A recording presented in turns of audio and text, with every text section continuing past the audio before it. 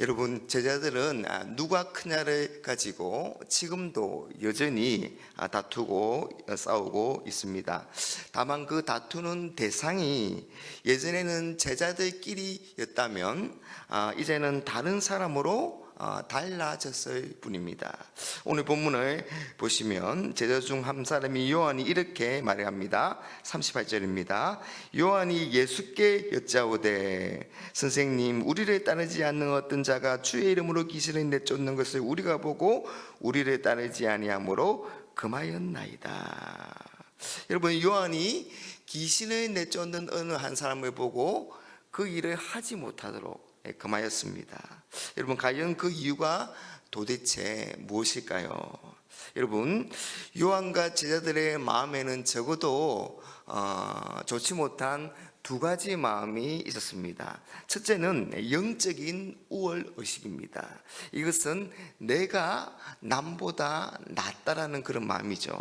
여러분, 그래서 요한이 귀신을 내쫓는 그 사람이 그 일을 하지 못하도록 한 이유를 보면 그 중심이 모두 우리라는 것을 우리가 발견할 수가 있습니다. 여러분, 다시 한 번 더 38절을 한번 보십시오. 우리를 따르지 않는 자가 있었다. 그래서 우리가 보고 우리를 따르지 아니하므로 금했다. 여러분, 전부 우리입니다. 우리. 그 기준이 우리라는 것을 우리가 이 말 속에서 우리가 알 수가 있습니다. 여러분, 예수님의 이름으로 귀신을 내쫓는 그 어떤 사람이, 제자들이 보니까 그 사람이 자신들 중에 한 사람이 아닌 겁니다. 자기들 일행이 아닌 거예요. 그래서 예수님을 따르지 않는, 그래서 그 사람의 일을 하지 못했도록 했다고 오늘 기록하고 있습니다. 우리와 우리가 아닌 자가 지금 구분이 되고 있고, 우리를 따르는 자와 우리를 따르지 않는 자가 역시 구분이 되고 있습니다. 여러분, 이 우리라는 공동체 의식 얼마나 중요합니까? 이 공동체 의식이 참 여러분 필요한 마음이고, 그래야 공동체가 잘 유지되고 또한 발전되지 않겠습니까? 그런데 여러분, 이 우리만이라는 이런 생각을 가지는 순간, 우리만이라는 이 우월의식을 가지는 순간, 그건 오히려 독이 될 수도 있는 겁니다. 아니, 우리들처럼 예수님의 제자도 아닌데 어떻게 그 일을 그냥 하도록 내버려 둔단 말인가? 그래서 우리가 아니면, 내가 아니면 할 수 없다고 생각하고 또 했어도 안 된다고 그렇게 여깁니다. 우리 부서, 우리 전도회, 우리 구역, 우리 교회만 생각합니다. 내 생각, 내 성향, 내 방식, 내 결정대로 그렇게 정해져야 한다고 생각합니다. 그래서 함께 하지 않으려고 하고, 연합하지 않으려고 하고, 동력하지 않으려고 합니다. 요한과 제자들의 이런 생각을 예수님도 똑같이 그렇게 생각하실 것이라고 여겼습니다.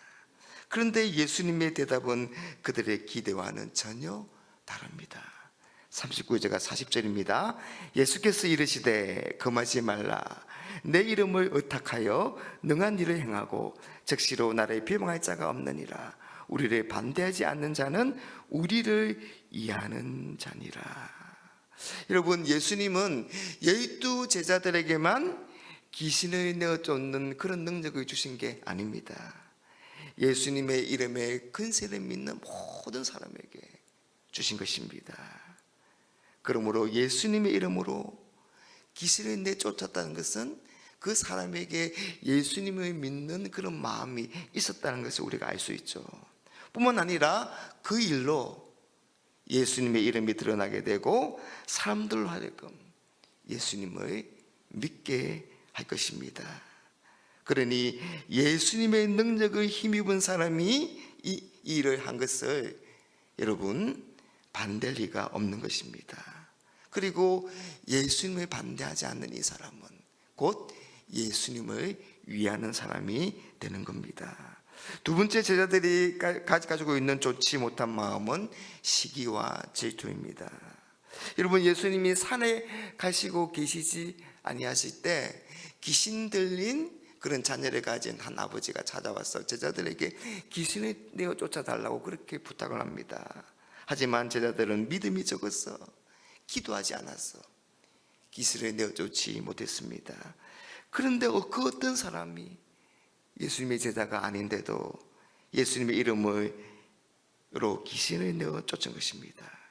그런 능력을 보고 이 제자들이 참 자존심이 상하기도 하고, 그래서 시기와 질투가 생기고, 그래서 그 일을 하지 못하도록 막은 것입니다.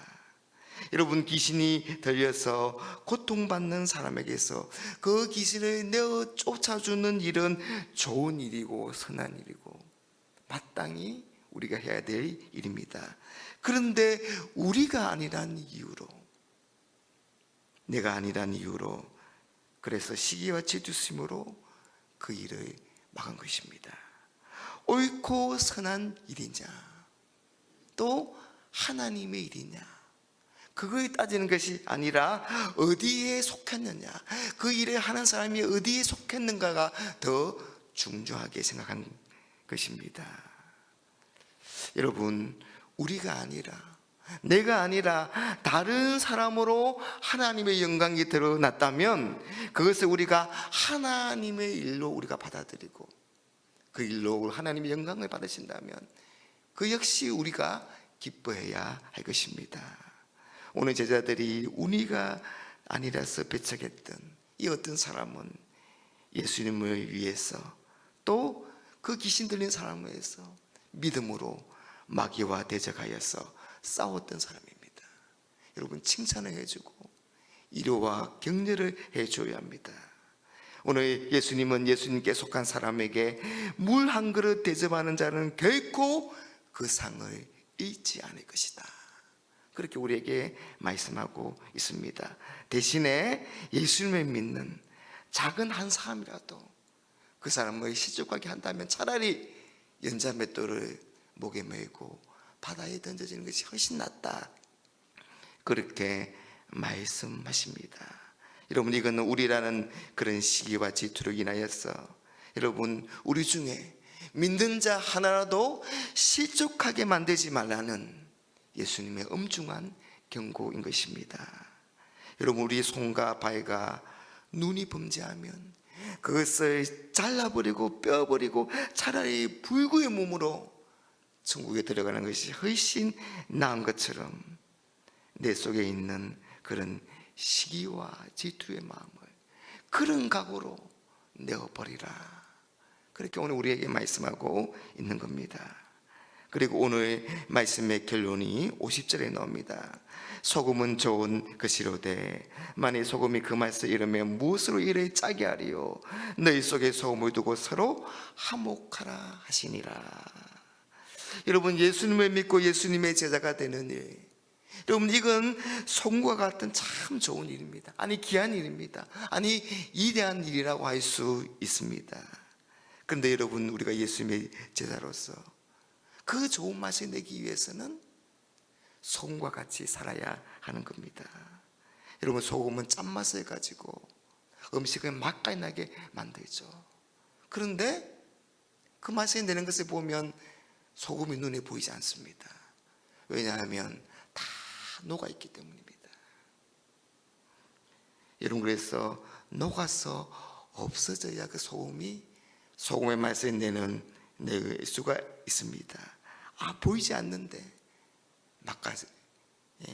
맛을 내고 있는 것을 보게 됩니다.